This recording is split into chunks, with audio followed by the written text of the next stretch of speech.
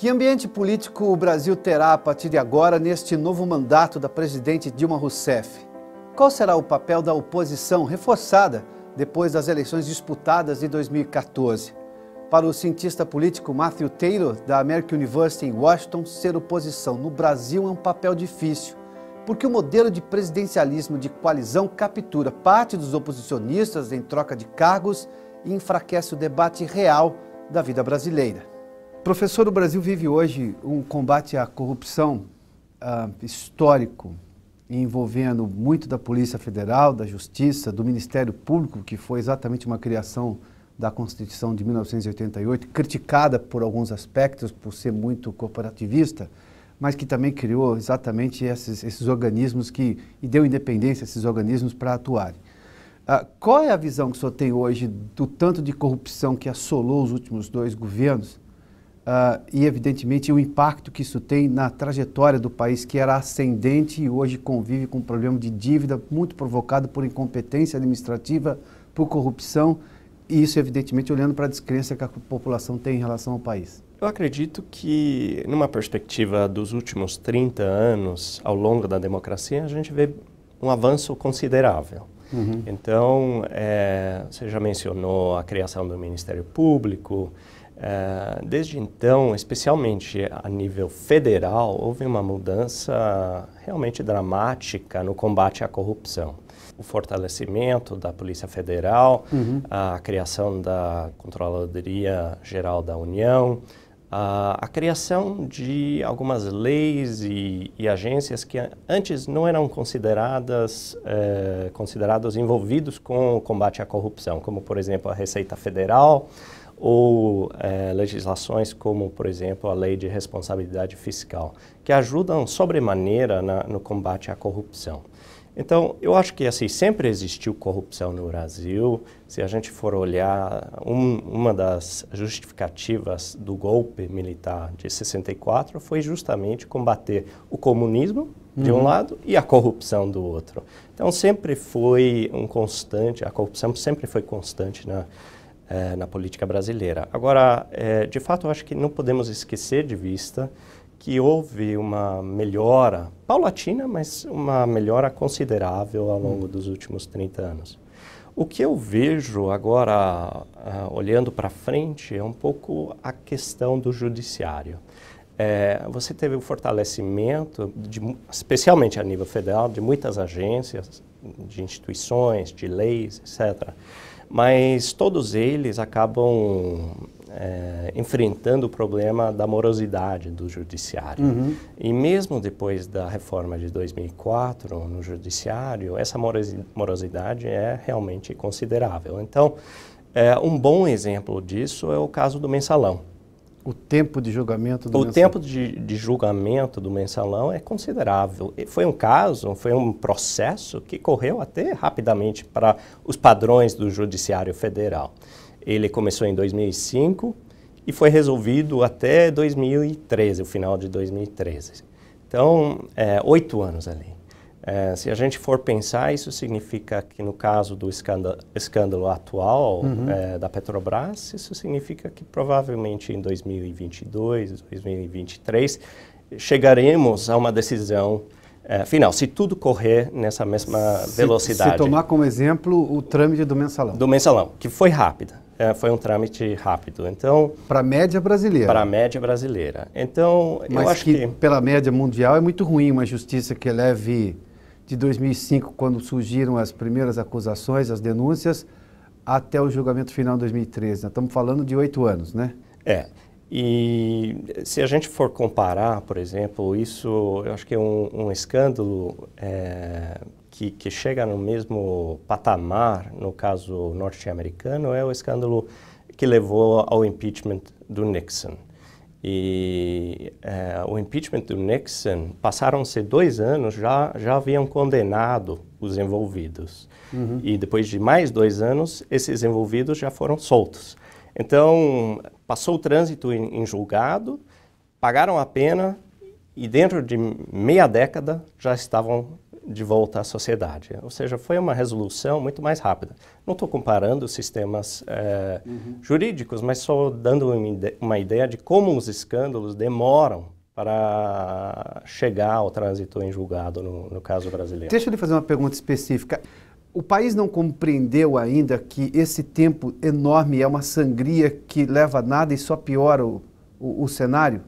É uma falta de compreensão ou é muito difícil mexer nisso no Brasil, na sua opinião? Eu acho que todo mundo, pelo menos quase todo mundo que eu converso, parece ter clara consciência do problema, da morosidade do judiciário. Mas a solução? Mas eu acho que um dos problemas ali é um problema da representatividade dos interesses. Então, por exemplo, na reforma do Judiciário de 2004, que foi uma reforma boa, mas foi uma reforma tímida. Mesmo nessa reforma, a gente viu uma briga de interesses entre o Ministério Público, OAB, o próprio Judiciário, que dificultou achar um terreno comum de propostas que pudessem de fato prosperar. Então, esses interesses tiveram uma boa representação dentro do Congresso e isso dificultou, de certa maneira, a reforma. Quando você começa a falar de reformas que impactem de maneira mais geral, não apenas o STF, que foi o alvo principal da reforma de 2004, mas também a Justiça Estadual e as instâncias intermediárias, isso começa a envolver muitos interesses, muitos atores e dificulta muito uma reforma aprofundada. Mesma coisa, por exemplo, no caso da reforma tributária, onde é muito difícil achar um campo comum de concordância entre as partes. Essa noção de país, o senhor acha que é inteira no país? Se entende que você pode perder para o país ganhar? Ou eu nunca posso perder, porque se eu perder, o país perde também? Bom, na briga de estados ou de corporações ou de poderes? Tá. Eu acho que isso não é exclusivo do caso brasileiro, óbvio. Aqui nos Estados Unidos a gente tem o mesmo problema em diversas instâncias. Então, sempre uma reforma grande, seja uma reforma tributária, seja uma reforma do judiciário, vai envolver muitos interesses e vai ser muito difícil. A gente acabou de ver isso no caso americano na reforma do sistema de saúde. Ao contrário do Brasil, que desde 88 tem o sistema unificado de saúde, nos Estados Unidos a gente só conseguiu uma coisa tímida, uma tentativa tímida de chegar a uma coisa próxima agora recente. E foi uma briga muito sangrenta. Então, qualquer reforma que mexe com muitos interesses vai ser difícil. O que eu acho que é diferente no caso, por exemplo, da reforma do judiciário no Brasil, é que há interesses envolvidos ali que são interesses não apenas profissionais, mas também são grupos que têm uma longa tradição. Por exemplo, a OAB, que tem uma tradição de um século quase de atividade. Então, é um grupo que tem muito interesse e muito poder. Me permita falar um pouco sobre a eficiência do Estado brasileiro. O senhor tem um estudo sobre burocracia brasileira. Qual é a avaliação que o senhor faz hoje? Há críticas imensas com relação, por exemplo, à competitividade brasileira, à burocracia para se abrir uma empresa, e isso tudo no momento em que o mundo está cada vez mais competitivo. E parte dessa culpa do Brasil ser menos competitivo do que a média do mundo, pelo menos de 180 países pesquisados, se coloca no tamanho do Estado brasileiro, na ineficiência dos órgãos públicos que dão certidões para que uma empresa possa existir, ou mesmo na corrupção que existe, na ineficiência do funcionário. Qual é a avaliação que o senhor faz hoje da qualidade do serviço público brasileiro? É uma pergunta abrangente. Na verdade, se a gente for comparar o Brasil com outros países da região, o Brasil está muito acima em termos de capacidade do Estado. No Brasil, ninguém questiona a capacidade da Receita Federal, ninguém questiona a possibilidade da Polícia Federal parar um imigrante ilegal, assim por diante. Ou seja, de eficiência desses órgãos. De alguns órgãos é muito forte. Agora, De maneira geral, a média do Estado brasileiro, especialmente a nível federal, está muito acima dos outros países da América Latina. Mas dentro do governo federal, há divergências enormes. Então, por exemplo, quando a gente olha Banco Central, Ministério da Fazenda, Ministério da Justiça, IBGE, IPEA, são agências do governo federal que são vistas como de altíssima capacidade. Se a gente for comparar a capacidade dessas agências com as agências que operam ou que trabalham na área de infraestrutura, DENIT, DENOX, Transporte, o Ministério dos Transportes, mesmo ministérios como Esportes ou Cultura, a qualidade, a capacidade dessas burocracias é muito menor. E por que o Estado consegue ser eficiente em algumas áreas e não em outras áreas? Uma bela pergunta. Uma hipótese é a politização, que a politização de algumas agências diminuiria a capacidade dessas agências. E, de fato, quando a gente olha, compara, por exemplo, o Ministério da Fazenda, de altíssima capacidade com, por exemplo, o Ministério dos Transportes, a gente vê que há uma politização, uma partidarização dos cargos dentro desses, do Ministério dos Transportes muito maior. Agora, uma outra questão ali que é muito importante levar em conta e que a gente vê na nossa pesquisa é a questão de quão dominantes são os partidos dentro das agências. Então, por exemplo, uma agência que foi criada recentemente, o Desenvolvimento Agrário, o Ministério do Desenvolvimento Agrário, ele é muito mais corrupto do que outras agências. E ele também é muito mais dominado por um único partido. Isto é, não existem tantos partidos dentro desse ministério. Então, quando a gente olha para notícias de escândalos ou notícias de improbidade administrativa, sim, a gente vê que, de fato, o Ministério do Desenvolvimento Agrário, que é dominado por um único partido, sofre muito mais. Então, existem essas duas questões. Politização, o quanto os cargos são... troca de favores? Talvez seja troca de favores, mas o quanto eles são repartidos entre partidos da coalizão, mas também o quanto um único partido domina dentro de uma agência. Isso importa muito. Então, a gente vê uma correlação muito forte ali entre dominância de um único partido e problemas dentro da burocracia. No Brasil, se não me engano, o presidente da República tem 20 mil cargos de confiança.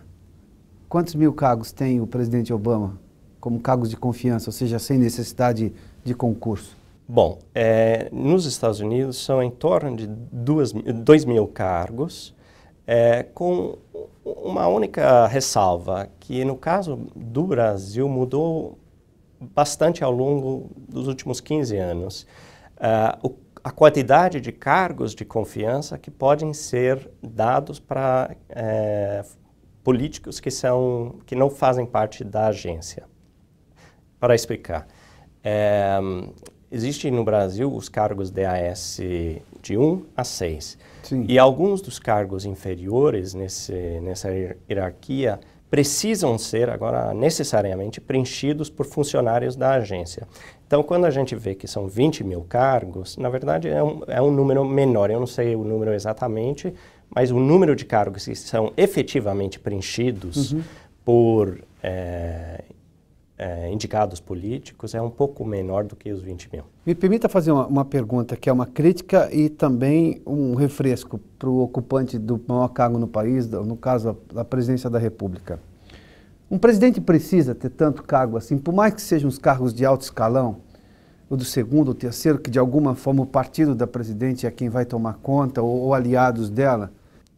De fato, acho que a sua pergunta embute uma belíssima pergunta, que é, será que às vezes esses cargos não são úteis para melhorar o serviço emprestado à sociedade, E o fato é que, de fato, às vezes, os cargos de confiança, é muito bom ter pessoas que vêm, técnicos que vêm de fora, que possam mudar um pouco o rumo da burocracia. Então, a priori, não há nenhum problema de você ter cargos de confiança. Agora, o que a gente vê na literatura acadêmica sobre isso é que não se precisa ter muito cargo para controlar a burocracia. Isto é, alguns poucos indicados políticos podem mudar o rumo da burocracia relativamente eficientemente. Né? Até porque se forem poucos, o presidente pode controlar esses poucos. Muitos, controlar 20 mil, imagino que seja impossível, não é? Bom, e existe um agravante no caso brasileiro que eu acho que é importante ter em mente, que é o fato de você ter a politização também, não apenas dos cargos, mas também da burocracia. Uhum. E aí eu explico. Nos Estados Unidos é proibido, e não estou falando que é certo, mas nos Estados Unidos, desde os anos 30, é proibido que um funcionário, um servidor público, seja afiliado a um partido político. Isso pode ser muito bom, mas também pode ser ruim. Pode ser bom porque evita a politização, pelo menos a politização visível, sim, mas ele pode ser ruim porque, bom, o cara pode ser um republicano e nunca dizer que ele é republicano, então ele esconde o problema. Agora, o que a gente descobriu, eu e os meus colegas de trabalho, o que a gente descobriu que é interessante no caso brasileiro é que a politização das agências do governo federal acompanha a politização dos cargos. Então, no Brasil, existe uma coisa que eu acho que é muito positiva, que é você declarar claramente que você é um membro de um partido. Uhum. Então, você vai, eu como pesquisador, consigo ir no Tribunal Superior Eleitoral e descobrir quem é membro de que partido. Eu acho muito positivo isso pela transparência que ele dá. Agora, o negativo ali é que a gente vê que quando se nomeia um político do partido X para o cargo de confiança, muitas vezes a burocracia acompanha essas indicações. Aí vira o que nós chamamos no Brasil de Ministério de Porteira Fechada. Só aquele partido controla aquilo. Pois é. O que a nossa pesquisa demonstra é que não existe, de fato, agência de porteira fechada no Brasil. Não? Existe, a taxa de dominância maior não passa dos 20%, ou seja, mesmo nas agências muito controladas, só 20% dos funcionários são, de fato, membros de partido político. Então, não é de porteira fechada, mas 20% é uma taxa altíssima.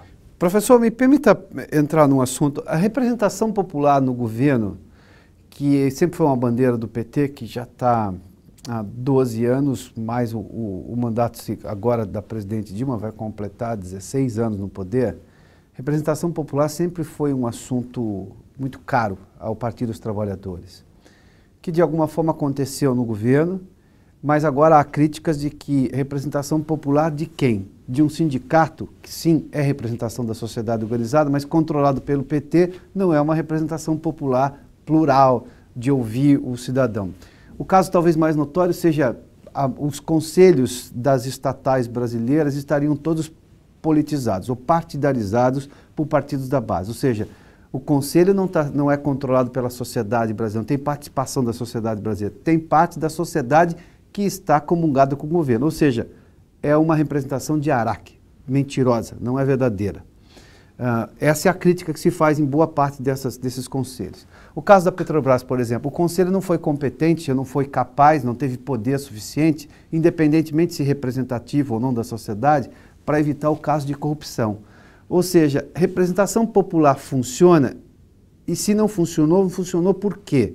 Porque o conselho não tem poder suficiente, deveria, ou o conselho não é necessariamente de notáveis, de pessoas competentes da sociedade que poderiam alertar os brasileiros de que naquela estatal estaria havendo um problema, como esse caso de corrupção vergonhoso, histórico da Petrobras? Bom, eu acho que tem duas questões de partida ali. A primeira é para as estatais, como a Petrobras, ou mesmo para algumas empresas maiores no Brasil, existe o que o professor Sérgio Lazzarini muito claramente chamou de capitalismo de laços, onde o Estado tem um papel fundamental e ele controla, mesmo empresas de setor privado, ele controla através de fundos de pensão que são dominados por representantes do Estado, então Previ, etc. Então, isso é uma primeira questão que eu acho que mais uma vez, uma amostra do tamanho e a complexidade do Estado brasileiro e sua capacidade de expandir para preencher espaços que em outros países seriam preenchidos pelo setor privado, né? Então, essa é a primeira questão. Depois tem uma segunda questão, que é a questão da participação popular. E aí eu penso mais a questão, por exemplo, do orçamento participativo e alguns programas que o Partido dos Trabalhadores, de fato, implementou. E aí uma questão ali será que isso é bom para a democracia? Será que isso é bom para a eficiência de implementação de políticas públicas? E depende um pouco dos critérios adotados. Eu acho que talvez seja bom para aumentar a deliberação, aumentar o número de assuntos que são discutidos em fóruns públicos. Agora, a questão que muitos acadêmicos teóricos da democracia levantam é até que ponto isso aumenta ou até melhora a representatividade de fato. Isto é, será que ter um orçamento participativo vai envolver todos os interesses ou vai envolver apenas os interesses daqueles que são associados a um determinado partido? Ou seja, corre-se o risco de manipulação. Corre-se o risco de controle de agenda, manipulação da agenda e você acaba dando legitimidade, ou dizendo que é legítimo uma coisa que, no fundo, não aumentou em nada a representatividade. Então, eu acho que tem diversas formas de você avaliar a participação pública. Uma seria a eficiência, segunda seria a representatividade, a outra seria o que isso faz com a qualidade das políticas públicas. E aí eu acho que depende um pouco das circunstâncias específicas. Em alguns casos, talvez até aumente. Existem estudos que mostram que o orçamento participativo até aumenta a qualidade social dos orçamentos. Mas aí a dúvida é, será que você poderia expandir isso para outras políticas públicas? Será que queremos, de fato, delegar poder em certas políticas públicas para um número maior de pessoas? Eu penso, por exemplo, política econômica a nível federal. Será que a gente realmente quer outorgar ou delegar o poder sobre a política monetária para um grupo maior de pessoas? Eu acho que existem motivos para defender a independência, a autonomia de agências como o Banco Central, que preservam a neutralidade das políticas públicas. Então, são essas as dimensões. Duas últimas perguntas. Nós tivemos uma eleição que podemos chamar de truculenta o ano passado no Brasil, que dividiu o país. A diferença da presidente Dilma para o segundo colocado da oposição, Aécio Neves, foi muito pequena. A menor margem de diferença de um vencedor em segundo turno. Como é que o senhor avalia o embate político brasileiro hoje? A oposição ressurgiu, como se diz no país? A oposição está com qualidade para enfrentar um governo que já está há 12 anos, vai para 16 anos no poder? Eu diria o seguinte, como estrangeiro, o que sempre me surpreende no Brasil é a capacidade do governo atual de atrair para seus quadros a oposição. E é muito difícil, dentro do sistema de presidencialismo, de coalizão brasileiro, me parece que é sempre muito difícil fazer oposição.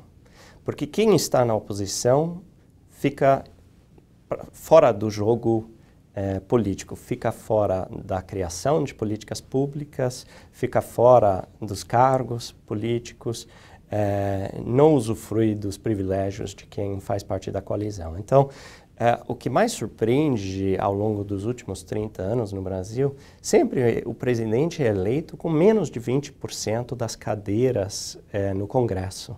E sempre, no final do mandato, o presidente consegue criar uma coalizão de pelo menos 70% das cadeiras. Uhum. Então, o presidencialismo de coalizão é muito forte no Brasil. Acho que isso dificulta sobremaneira a criação de uma oposição forte. Minha última pergunta, olhando para o Brasil na história recente. Nos anos 80, o país, que era uma ditadura, se redemocratizou, teve imensa participação popular, inclusive por eleições diretas, elegeu um presidente democraticamente em 89, que foi Fernando Collor.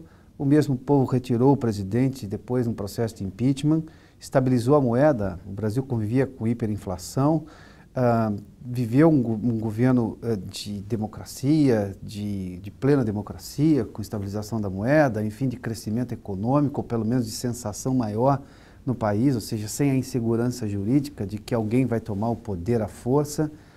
Elegeu um presidente da esquerda brasileira, que foi o presidente Lula, e agora cresceu, aumentou, dividiu um pouco o bolo da riqueza brasileira e agora vive numa crise endividado por um modelo econômico desgastado. O país que surpreendeu e chamou a atenção do mundo, hoje em algum momento está decepcionando.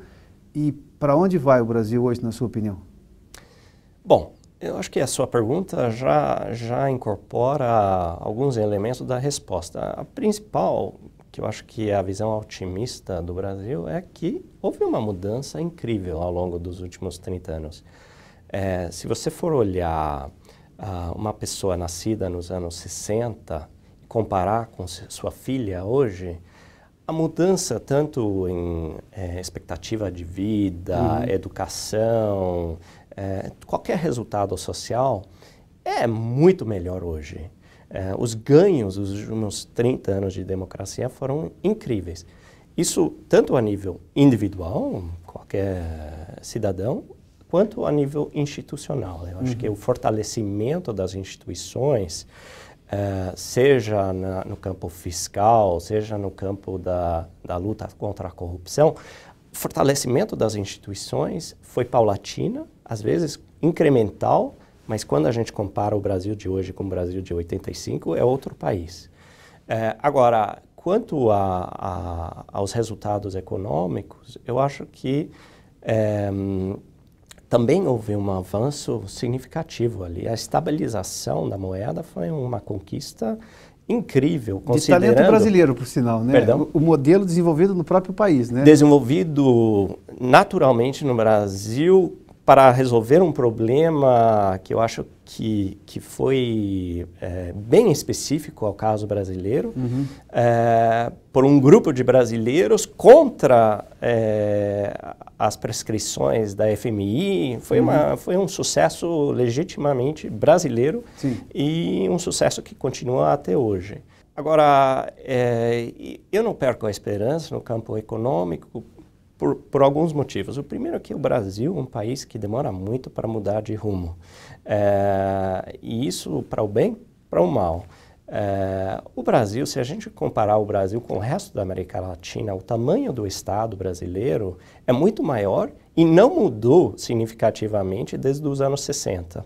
Compara isso com o Chile, compara mesmo com a Argentina, com o México, é muito diferente.